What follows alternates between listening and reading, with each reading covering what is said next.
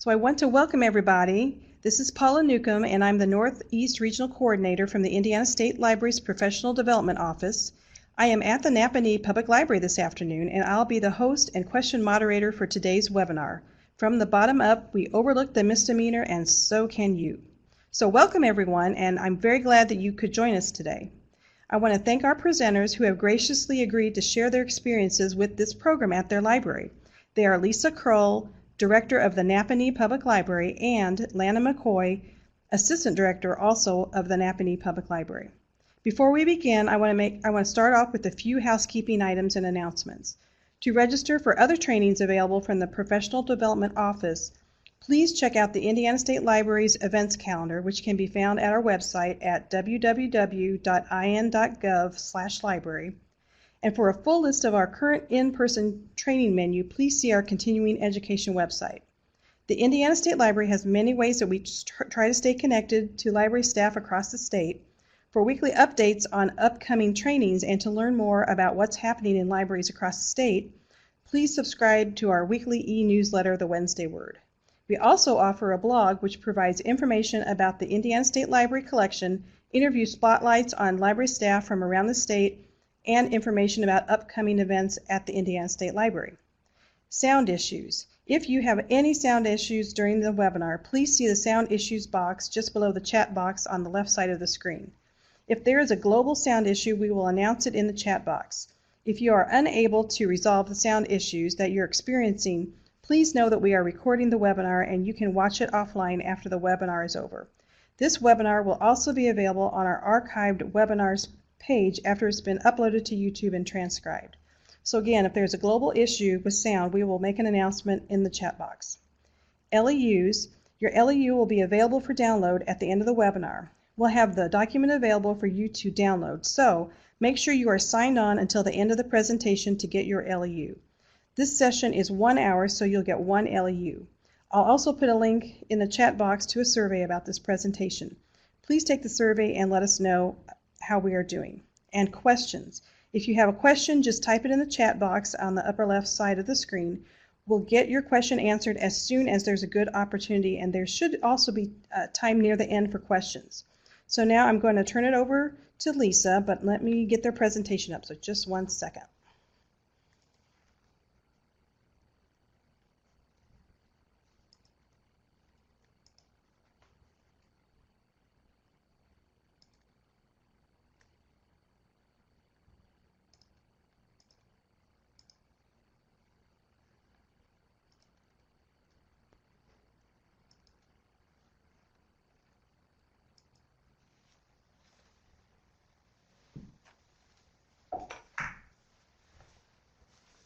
Thanks to Paula and the State Library for arranging this webinar. Thank you to all you listeners for joining us today. The way we see it, you are here for one of 3 reasons. You see no point in all this, but your boss sent you, or you've been there, done that, and don't want to do it again. And then, of course, there might be some of you that have always wanted to do something like this, but didn't have a clue to where to start. Lana and I have 15 years of collective experience here at our library. Both of us are passionate about the use of volunteers in libraries. The way we split this webinar up is that I'll be telling you about a little background on our library, and then the story of how we got here today. Lana will cover logistics, statistics, and our community service volunteers' stories. We will have questions at the end, and like Paula said, if there's any questions that arise during the presentation, feel free to type that question into the chat box. Well, first of all, our library has a service population of about 10,000, and we have roughly 6,000 library cards. We have our main building has 2 entrances and 3 floors and 3 points of service. We also have a 10,000 square foot museum that we take care of 2 blocks away. This year we are set to serve roughly 130,000 people.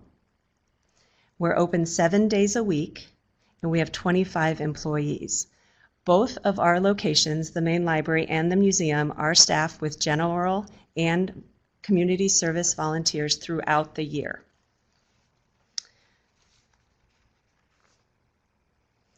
Our library has been using community service volunteers for at least 20 years.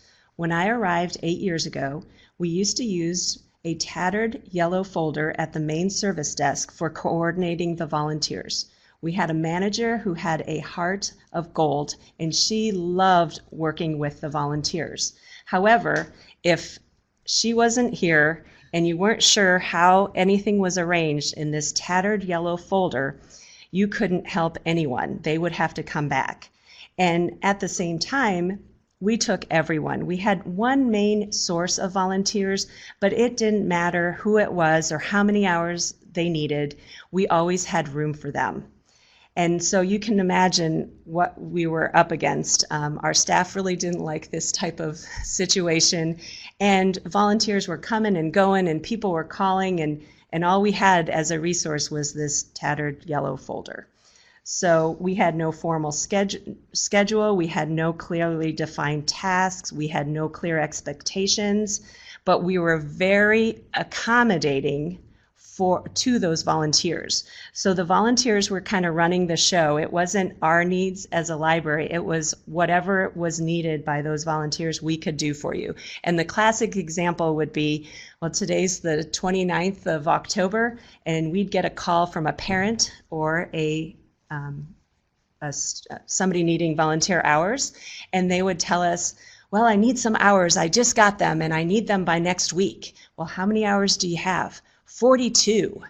Can I come in tomorrow and start? And we would, of course, say, sure, we'll do the best we could do. And that just wasn't working. So that's the situation I inherited, and I knew we could do more. I've been in libraries for 20 years, so I've run the gamut of the way, I've seen the gamut of the way volunteers in general are treated, from the very best to the very worst. And so I knew something had to be done. So I decided to see if we could figure out a way to have a dedicated person working with all our volunteers. We do a lot of programs and we use a lot of general volunteers, but we needed someone to kind of get a hold of this whole program. They needed to have a big heart, they needed to be non-judgmental, and they needed to understand the benefits of volunteering for the library and for the volunteer themselves. So I started talking to the board, and our board was very conscious of community service. They love our community, and they also felt that we serve a very broad group of people. And so you might be thinking, why is the director talking about community service? I feel like it's a very important thing to have from the top to the bottom and from the bottom to the top buy-in from everyone at the library. It's great to have a program, but this program is so unique that this person needs a lot of backup and moral support. Even this morning, Lana came in and we had to discuss the viability of a volunteer with a prior record. And so those kind of things come up, but she needs to know that she's got someone to talk to, and that person's me, my board's for it. And even the newest staff member needs to understand that community service volunteers are treated like others. Doesn't matter what kind of volunteer you are here, but the culture needs to be such from the bottom to the top, from the oldest to the youngest employee. So that's how we got Lana in 2011. We hired her solely as a part-time volunteer coordinator, and we really had to shift that culture of, well, that's not my job, or I have so much to do, and then in the next minute your employee's telling you, well, what am I going to give up to that volunteer? They can't cut very well, or they can't do this very well.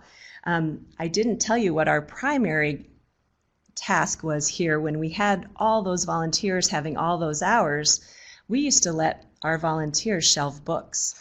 So anytime anyone called and wanted some volunteer hours, well, of course we had things to do with them. They could shelve our books. Well, that stopped pretty quickly.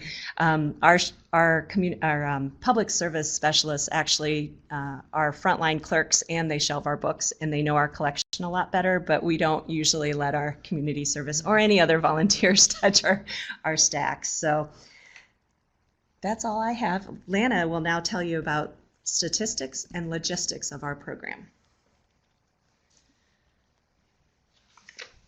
Hello, I'm Lana. Thank you very much for listening. I appreciate it.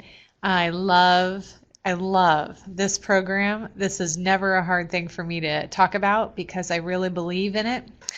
When I came on in 2011, the whole culture of volunteers wasn't great here at the library. I had worked here as a clerk for a few years and then left to go to a different job. And when Lissa brought me back, I already knew some of the background on the volunteers here at the library. And I knew that we needed to embrace the volunteers a little bit better, a lot better actually, than what we were. And I chose to start with community service. I started with the hardest first because I just felt like it was a program that really needed overhauled at that point, and I felt like it was a worthy program. So the staff saw pretty fast that this was, I guess, an initiative really from Lissa, the director, to right the wrong, I guess you could say, with this program and to just really get it in a good spot. So the staff saw that right away, that this is something that the director wants us to do. It took a ton of training and modeling to get the staff on board with it. They just really needed to see it, and they weren't seeing it at that point because there was just so much stress around these volunteers. And it really worked well that I could come in and really focus on that and take some of that stress out. So that was what I kind of worked on, along with shoring up the process. It was a mess before then, and we added a lot of things into it.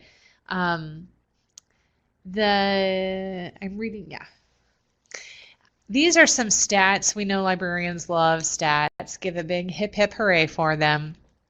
These stats are from 2012 to 2015. We have more current stats, obviously. The neat thing about this was that at this time we had a Center for Community Justice in our county that was funneling a lot of volunteers to us. They were from our community, but they were needing to do community service hours for misdemeanors mostly, and they didn't have a place to do it. And so CCJ was funneling a lot of people to us, and they were great to work with. So some of these stats do reflect the time with CCJ. Fortunately, that organization has decided to stop facilitating community service volunteer hours. So that changed our stats a little bit when they weren't funneling them to us, but almost at the same time, the word on the street is that the library takes community service volunteers. So when I get a community service application, almost always they're being referred to us by, or to me really, by somebody who already did community service here. So that's kind of fun. It's kind of neat to see what happens with some of those people. We do have a city court here in Nappanee, and we have a great judge, really loves the library. We sat down and talked to him at the beginning of this process.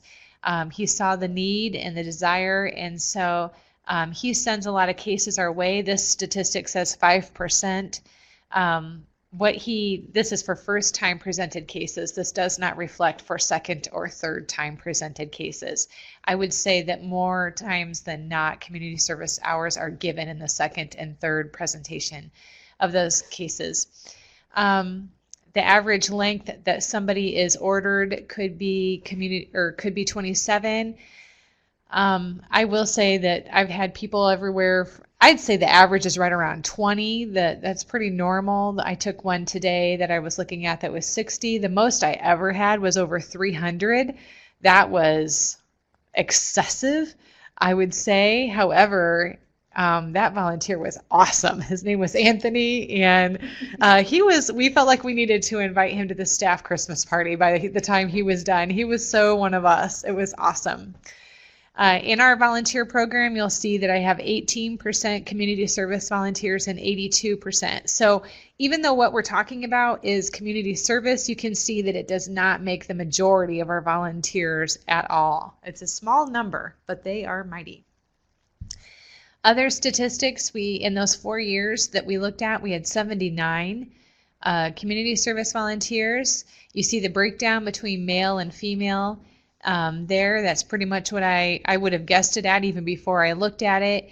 And if you notice, it's 50-50 between teen and adult, but there's only, the teen ages are 15 to 19. So 50% are in that 4-year age range here in the library. And I know what you're probably thinking, that teens sometimes make issues in libraries, so why in the world would we want to invite them in to volunteer, right? You'll hear some stories about how some of those teens ended up being our biggest champions, and it paid a high dividend. It really did. So it was worth it. You see the 4-year total of hours that we had. The statistic I love on this is the average hours per week is 10.25 hours. And I am not giving these volunteers any job to do that I would not pay an employee to do. That's 10 hours of free labor a week. I think that's exceptional. That is, if you hear nothing else, I hope you hear that part of it, that this is really worth looking into. Our volunteers are valued and they're given jobs that if we're not done, I would have to do or somebody else would. So I think that says a lot right there, 10.25. The average time that a volunteer will come is 2.3 hours. It gets to the point now where I really recommend that volunteers stick around for about 2 hours. If it's less than 2 hours, they're looking at their watch the whole time and ready to go. If it's more than 2 hours, they get bored, and I understand that. So 2 hours is kind of that sweet spot to keep them in. The process that we go through, we have a volunteer application. You see the picture of the front of it, and I will be giving, these will be loaded. Yes, Paula's nodding. These will be available after today's webinar. The volunteer application is very close to our employee application. They really do mirror each other. This is the volunteer application that we use for everybody. If it's a recently retired gentleman that wants to come in and help us with our collection and materials management, or if it's a community service volunteer who's 15 years old, doesn't matter. This is the same application. Nowhere on this application does it say, are you here for community service? I'm normally able to figure it out by a couple questions. One of them you'll see there on the about halfway through that page. How did you learn about volunteering at Nappanee Public Library? That's where if they drop the line of another former community service volunteer, I have a pretty good idea why they're here. There's also a place on the second page that they can list if they've ever been, I can't remember how we worded it, convicted of a felony or a misdemeanor, I'm not sure, and they can fill it in there. I can figure out pretty fast if it's a community service volunteer or if it's a regular volunteer. But they have to take one of those applications, fill it out, leave it at the desk. We have an amazing staff. They always get those to me really quick if I don't see them. They're very good about it, very good and welcoming to the people when they come in to do a volunteer application. If someone is over the age of 18, there is a place to sign on the volunteer application that gives me the right to do a background check. I do that on all volunteers. I hear from a lot of libraries, they say how expensive that is.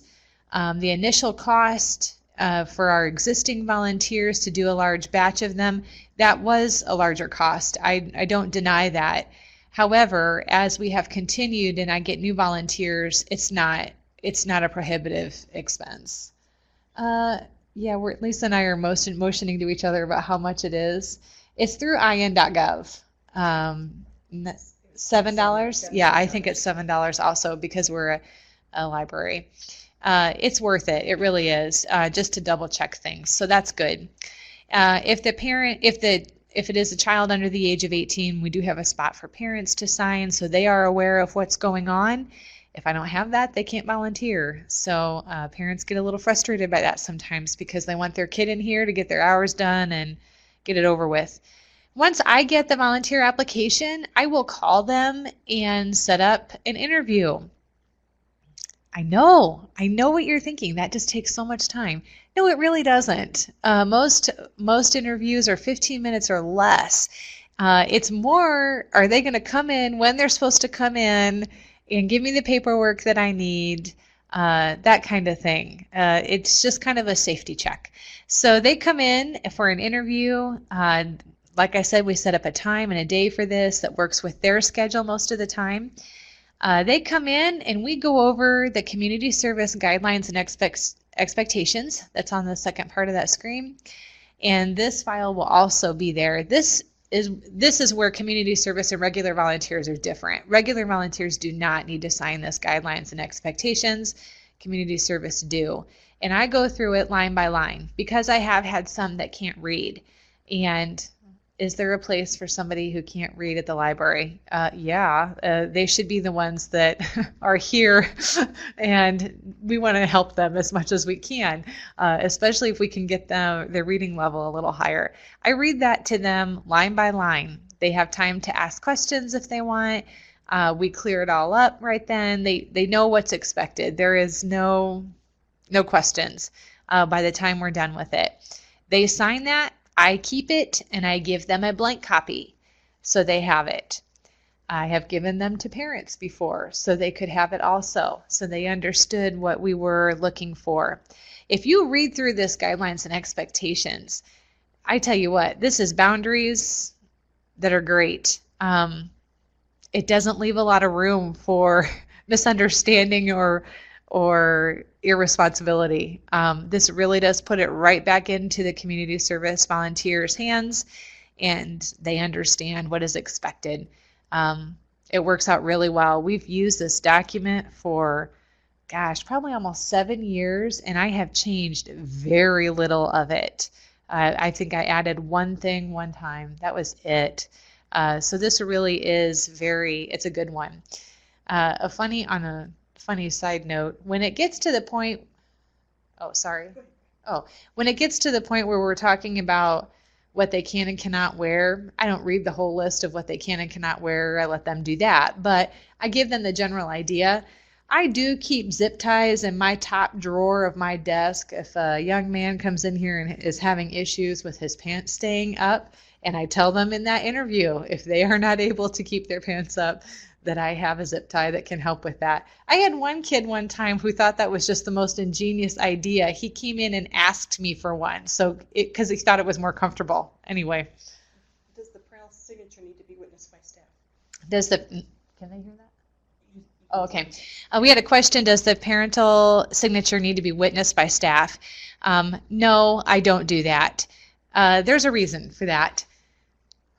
A lot of these kids are victims of the homes that they are coming from. I wouldn't say that's always the case, definitely not at all. But many times these parents, they're just happy their kid is probably not bugging them for a little bit, and they got in trouble, and get out of my hair and do what you got to do. Probably not treated with a lot of respect. That breaks my heart, and I don't want to put another barrier in place for that. So if I see the signature, it works for me. I'm not gonna make an issue over it. The way we treat these kids with such respect and value, they love us by the end of this time, and it's not an issue. I have never once had a parent come back and say, how dare you let my kid volunteer? Or that really wasn't my signature.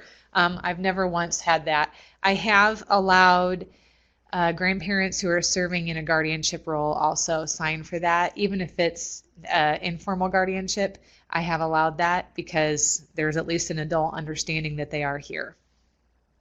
Okay, that answers that question.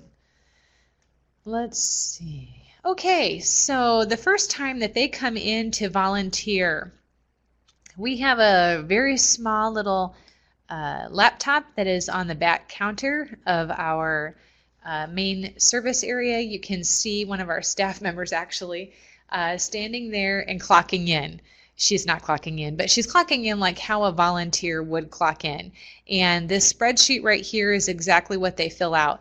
All volunteers clock in. If they are community service or if they are regular volunteer, nothing is different. They get a little name badge. You'll see that with the green image there, the NPL volunteer.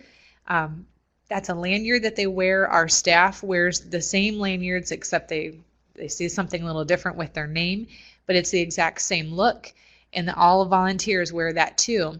You'll see right in that picture of the girl clocking in, you see that little basket to the side of that. That's where the lanyards are kept. And there's volunteer badges in there, some with a black lanyard and some with a yellow lanyard. And I ask that the community service volunteers wear the yellow lanyard. That is the only distinction in our building, that they are a community service volunteer. That's it. It's kind of funny sometimes. Our regular volunteers will grab the yellow lanyard, and I don't ever correct them. They don't know it doesn't mean it. It means something different to us, and so I just let it go. But I do ask the community service ones to always wear yellow, and they understand that. That's just kind of so we can quickly identify if that staff or if that volunteer is supposed to be in an area that they are. It doesn't happen often at all, but every once in a while it's helpful to have that. So they go through this, they clock in and they clock out when they even go on a little break. So I have all the statistics right there. I can verify something if a probation officer calls me and wants to know if they were here on a certain day at a certain time. Some of them are wearing ankle bracelets and have to know where they are all the time. And so this kind of helps us do that. And it's not a piece of paper I can lose. It's a spreadsheet on a computer. The computer is not linked to any other computer in our building, but it's in a pretty safe spot. That first time that they come in to volunteer, we do the clock in, the clock out. We give them a brief tour. I explain and introduce the PIC. In our building, instead of having shift supervisors or whatever, we have a person in charge or a PIC.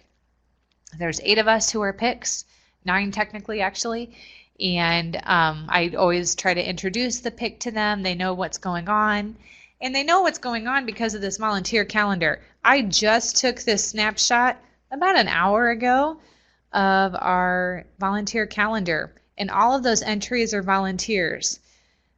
This is on our intranet that we have within our building. All of the PICs have access to this.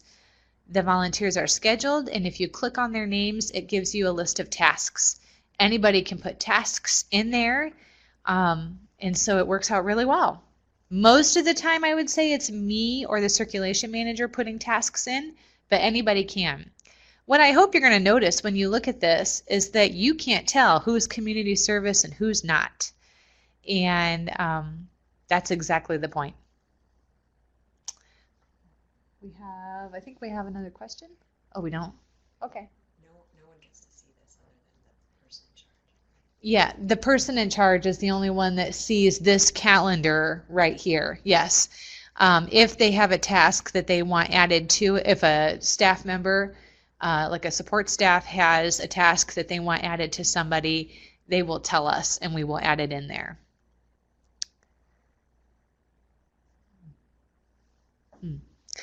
So this is the calendar that for scheduling wise, it's really great. Anybody can schedule any volunteer, especially community service. They can do that with the PIC when they leave in the evening, or they can give me a call. Sorry, I coughed. What is most successful is if they set up a routine. I'm going to be here every Tuesday and every Thursday. That is by far the most successful, and I will tell them that in the interview. That works out really well.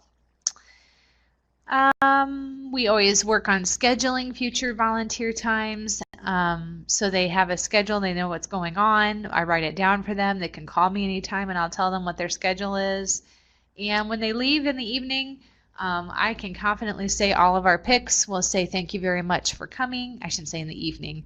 When they leave, we always just say thank you, we're so glad you came, and we'll see you next time. I can honestly say that our volunteers really do appreciate the detailed process that we have with this. It has extremely clear boundaries.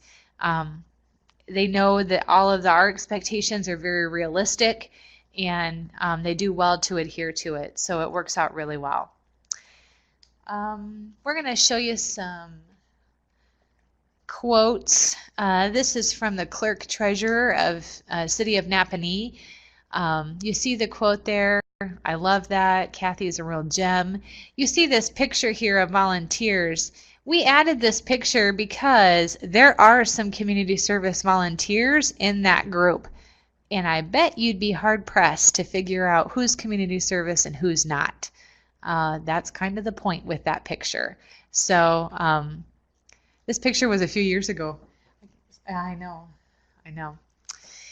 This is our judge here in the town of Nappanee, Christopher Walter, and this is what he told us. He really loves having volunteers here. We knew that we had his support right away, and that was great.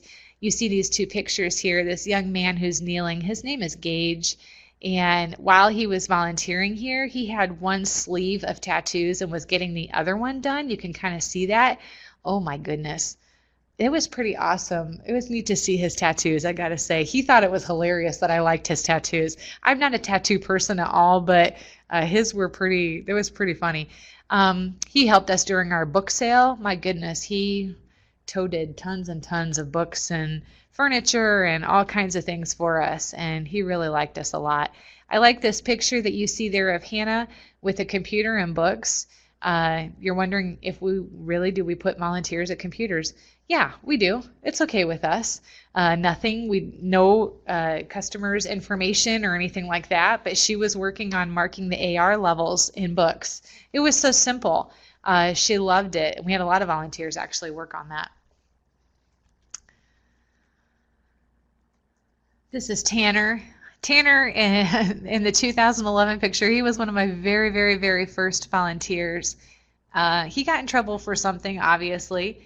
He got caught for something, I should say. Most of what these kids especially are doing is stuff, they get caught for the funniest things that we've probably all done or our kids have done. They just happen to get caught doing it. That's not a good thing. I'm not giving them an excuse, but it was understandable that that happened with him when I remember what his charges are.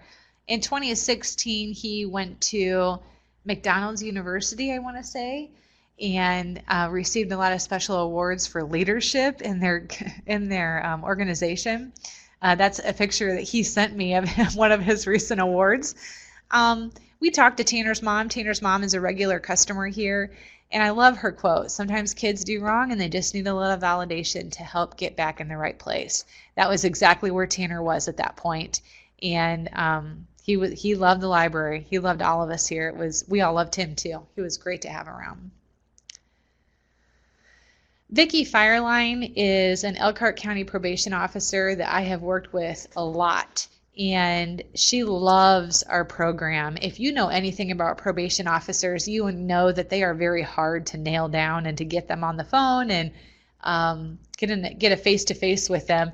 When I called Vicky and said, hey, would you give us a quote? She couldn't give me one fast enough. She loved it. She loves what we do here. She totally thought that this was a very valuable program, and she wanted to give a shout out for it. That was, if we had report cards for volunteer programs, that would be as close to an A as what I could hope for. It's not even in our own city. This is Elkhart County probation officer. So that was pretty cool. I don't like this picture of this volunteer because we've cleaned that up a lot, and it's not so messy back there behind him. So if you come to our library, you're not going to see a big mess like that. I promise. Oh my. I see this one and I almost just feel like crying. I cry and I smile at the same time. I got a phone call one day from this CCJ agency that would send us volunteers. And he said, I want to know if you would take a volunteer in a wheelchair. I knew instantly who it was. And I knew that it was this punk that has a mouthy, he was awful. He'd been kicked out of the library. He's very much a ringleader among just bad kids. And I did not even want him here. I will be very honest. This is one that Lissa and I had a lot of discussion over because I couldn't imagine this working out. In fact, I'm pretty sure I said, yeah, I'll give him a shot, but he's going to mess it up and there's no way. When Jeffrey came in for his interview, I really read him the riot act. I'm normally pretty nice, but with him, I knew I had to be extra firm. I tell you what, he was here a long time. He had a lot of hours to do, and he has a lot of health issues. Spina bifida being the reason why he's in a wheelchair. So he would dust our shelves. He had a lot of learning disabilities. He wasn't able to put stuff in order. He couldn't even really count very well. I don't say that as a bad thing for Jeffrey. I'm just telling you who we were working with. And when we took him in, oh my goodness, some of our managers said, "You got to be kidding me. I can't believe this." They were so unhappy. And we love Jeffrey. Jeffrey ended up being a tremendous blessing to our building. He loves the library. He loves our staff. When it was his last day here, I remember distinctly him and one of our managers standing down by the main desk, and they were both crying because she was sad he wasn't going to be here anymore, and he was sad he had to leave. I kept telling him, "You don't have to leave. You can come back and see us." We love Jeffrey. We invited him to some of our staff carry-in lunches that we had here in the building, and you would have thought it was Christmas. He was so excited, and he's just been great for us. His mom has said so many times how great we've been for him, and he is still a ringleader in our community of a probably less than worthy group of people. However, I will flat out tell you, ain't nobody in that group gonna mess with the library, because Jeffrey, you don't do that, because that's where Lana is, and that's where Joni works, and we're not gonna do that. And I don't know if it has kept trouble away from us. I have no idea, but I will take it. If that's what it means, I will take it. He ended up being a tremendous blessing for us. So we were blessed to have him, and that is not what I thought was going to happen. I would have lost that bet. We had a gentleman by the name of Philip. He was from South Africa, and he came to college in the United States and had been here since then, and had gotten into some problems. I will say that nobody on staff knows why these volunteers are here outside of me and Lissa, and even then Lissa doesn't know all of them. It is not ever something I go around and say, "Oh, this is why Philip was here." I don't do that. It's nobody's business. If they want to say why they're here, they can do that, but I don't. We figured out really fast Philip told me that he worked, I believe he drew blood, and it wasn't quite a nurse, but I can't remember now exactly, but it was something in the medical field, and I thought, oh, I wonder if he's mechanical. Yes, he was, and he helped put things together. He did a great job, stuff that I don't even know if some of us could have done some of it. I don't know if we would have contracted out for it. He looked at this mass of stuff that needed to be put together and just did it. He was so good with that stuff. 3 years after he was done volunteering, he did not live in our community anymore. He drove 40 miles to bring me a $200 donation. And I couldn't understand why he would do that. And he kept talking about, remember, he has an accent, so I thought maybe I was losing some stuff there in what he was saying. He kept talking about the Humane Society and of the community, of a different community. I don't even know where that was. And he said that he had done some volunteering here, and then he had moved and done volunteering in a Humane Society. And as part of a program that he was in to make restitution for the wrongs that he had done in his life, he had to give a donation to an organization that he wanted to. It was kind of a paying it forward thing. I've never heard of that before or since, but he drove down here to give us a $200 donation because as much as he loves animals, he believes in the mission of Humane Societies and trying to save animals, we treated him with respect. And that was worthy of him driving down here to make a donation. I was floored. I have never experienced that before. I could tell it honestly broke his heart not to give money to the Humane Society.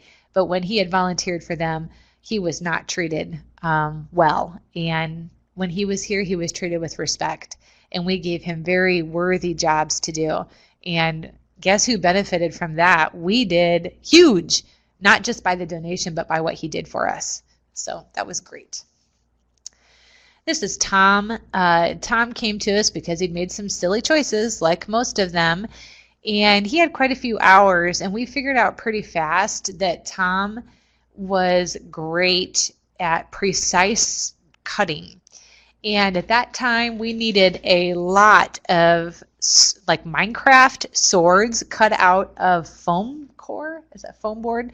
Whatever it is. It's tricky to cut.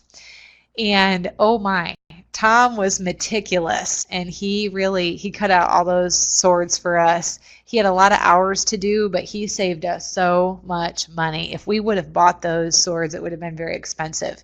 And the kids loved it. I'm not so sure that we didn't even take a picture of the kids with their Minecraft swords, and we sent it as a thank you to Tom so he could see the finished end of that. He comes in every once in a while, and he always comes in with a smile, happy to see us. It was great to have him here. Ben and his daughter, Ben's riding a motorcycle in this picture. Ben was another tough guy that had tattoos everywhere. He was really great at putting stuff together. I remember that he put together an IKEA filing cabinet. Oh, can I get an amen on IKEA and how hard that is to put together? But Ben, he had it done in a fraction of the amount of time that would have taken most of us. He loves the library. We asked him, I think Lissa actually asked him one day if him and his daughter had a library card, and he was really surprised that we would let them have a card. He hadn't been here very long at that point, so maybe he just didn't understand us. But that kind of broke our heart that he did not realize that. And of course, Lissa signed him up right away for him and his daughter to get a card. He's a single dad, and he really likes the library. And he also has been in some since he has been volunteering. Brittany came to us. She had some hours to do, and boy, she had zero self-esteem. She would not look me in the eye. She would not give me more than one-word answers. Almost like she was scared of me. I don't know why she would have been. But boy, we had to really work with her to get her. She did a great job when she was here, but she was just very timid and fearful. And we gave her, I'm sorry about the timing. I did check that, but I guess I didn't go far enough in checking it. But anyway, we gave her jobs to do. We gave her worthy jobs to do. And she also, I'm pretty sure, cried on her last day of volunteering because she just was going to miss us so much. And I think she's recently moved away, but every time she would come in here, boy, she would just great big hello to everybody. She's looking everybody in the eye. She's asking to see the people who work in offices behind the scenes, just because she just wants to come in and say hi to everybody at the library. She just really, boy, she did a 180 on us in a very good way. Look at her quote, though. Since she was always a little girl, she always wanted to be a librarian. And then she got to volunteer here. She always enjoyed wearing a name tag and wearing nicer clothes. I'm pretty sure I cried when I saw that was the quote she gave me. Because if you look at what she's wearing, that's exactly what she wore when she came in here. Nicer clothes to her was a sweatshirt and jeans without holes. And nobody had ever expected Brittany to show up in that way. And we did. And she did. And it was such a boost to her confidence. Everybody noticed it. She was a real blessing to our crew. Everybody loved Brittany. One of the other first volunteers I had was Tristan. He's that young man there in the sweatshirt. Tristan volunteered here, was a great kid, kind of quiet, did what was asked. All around, he'll even tell you it was a good experience. He was sorry he got in trouble, but it was a good experience.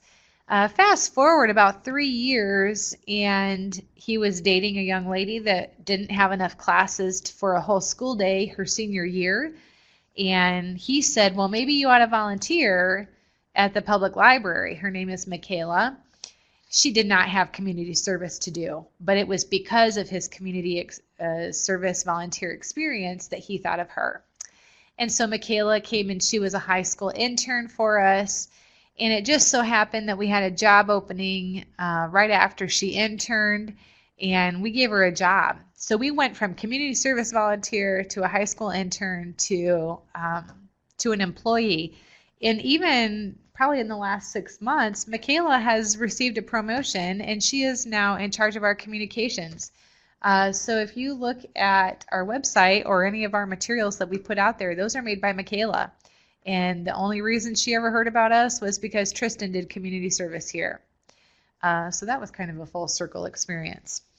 So those are some of the stories. I can honestly tell you not everything we do here is 100% perfect. We get some volunteers sometimes that I am really happy when their hours are over. That doesn't happen often. But there are times when, they're maybe more mouthy than they need to be or whatever. And I'm okay when they're all done. I've never taken a statistic on this, but I feel like at least 85% of these community service volunteers offer to volunteer when they're done. They want to keep going with us, even though their hours have been satisfied.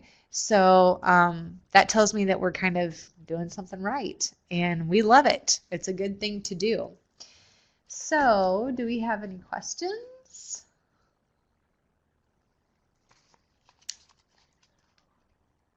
Oh, okay. I'm going to give this. I went ahead and put it back on the lobby. It looks like they've got the presentation was on a self-timer a little bit, so, but that's okay. This is such great information. Go ahead and type if you've got any questions, and I also added Lana's email there in the chat if you need to ask her questions later, but we'll see what kind of questions we get. Yeah. So I see a question there. Can you give us an example of some of the tasks that you have them do? Yep, this is a really popular one, and this will be one of the items, the handouts that we have as a result of this. Every community service volunteer begins with the same task, and that is dusting and straightening. I have some volunteers who have careers that are stressful, and they love coming in and dusting and straightening. It feels relaxing to them. They're not reading the shelves. They're not putting anything in order, although sometimes they'll bring, a mystery book that's supposed to be in fiction. And they'll be like, I think this is in the wrong spot. I'm like, well, yeah, thanks. That's great. We'll get it in the right spot. But they always start with the dusting and straightening. Some of them never quite master that skill, so we don't move past that, but that's okay. We have a lot of shelves and books that need dusted and straightened, so it works really well. We don't have them go down to the kids department as a general rule. We try to keep them up here, even though I do a background check on all of them. We just try to keep them in the adult areas, I guess you would say. Like we have them put stuff together. We have had them organize. I just had a young man who also I think has a pretty low learning level. I had him go through and mark a bunch of books that had been withdrawn. They had been withdrawn on the computer side, but they hadn't been marked off, and so I gave him a great big stack of them and said, here you go. That kept him busy for a long time. Sometimes I have them go outside in the parking lot, just kind of sweep up and clean up outside. They're happy to do that. We have ivy all around our building that sometimes will give them something to go back or go out there and kind of cut that back. Really, if I know what they like, I try to match that to what we see their skills are. And it also depends on how long they're here. If they're here for 10 hours, I may not have something that's a higher difficulty. If they're here for 100, I'm going to try and find something that we can give them that's really worthwhile. Yeah, they will. I see a question, do they prep crafts? Yes, they do. We have other volunteers that do that also, along with staff. They don't do, I would say probably not even 50%, but yes, they will do that. The good thing is, side note, Nappanee Public Library has their programming in the can and ready to go at about 6 months out. 3 to 6 months, but most of the time 6 months. So we have lots of time to be able to prep for those crafts. And so it does work out well to use volunteers for them because we're not on a real quick timeline. Do you know?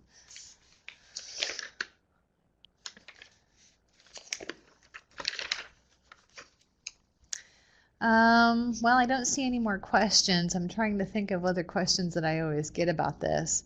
I like to point out how good our volunteers are. They really are. There are some that we have had to say before that they need to leave. So there are times that our directors know, or our managers know that they are able to send a volunteer home. If it's just not a good night, we don't write them up. We don't call their PO. It's just, you know what, this wasn't the best night for you. Why don't you head on home and we'll try it again tomorrow. That works out really well. Can you share an example of when you had a bad match between a volunteer and a task? Well, how about volunteers that think they can shelve and they're not even real sure what alphabetical order is? We have had that. They don't shelve. We don't have volunteers shelve. But there are some that think that they are smart enough to reorganize our shelves sometimes. And we don't do that. That's not a good thing, so I find something else. We also have some that think they can cut really well.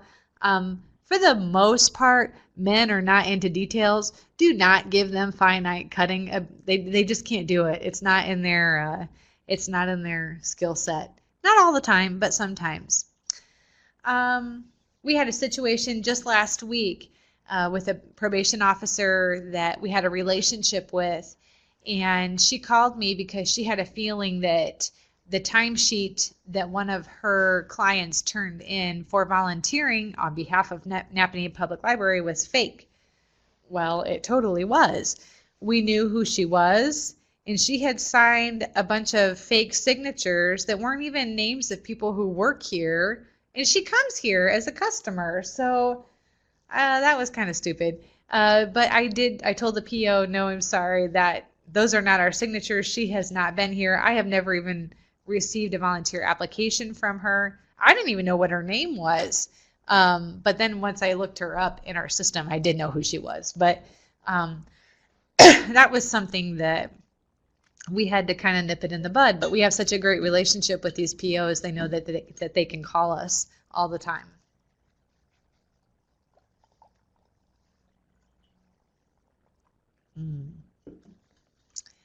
I know we're getting close to the end of our time. I'll just chime in here and say that this program I think is so worth it. It pays so much for your staff.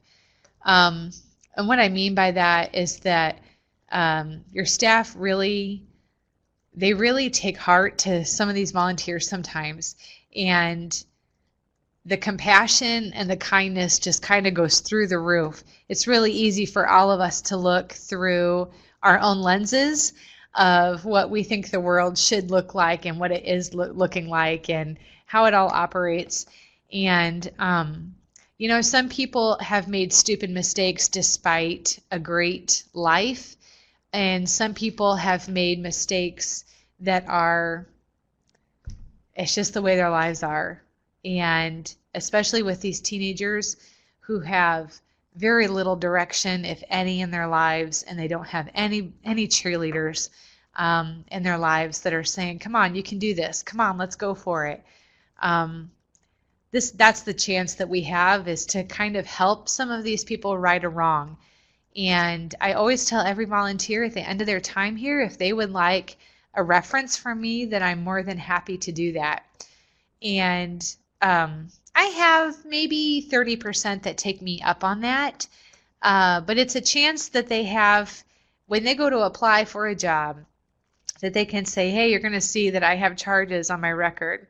However, I also have this letter from the library from when I volunteered there, and it went really well. I always tell them I won't lie, but I will write a recommendation that says hopefully they showed up on time, they did what was asked of them, they were kind to work with, all those things that employers want.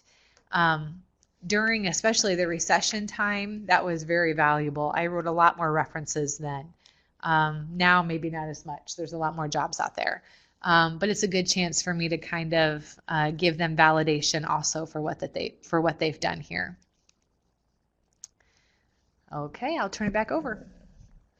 Okay, thank you so much to Lissa and Lana today, and for all of you with us today for today's webinar.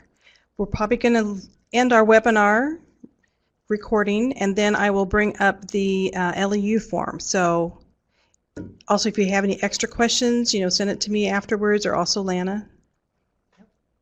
So thank you so much.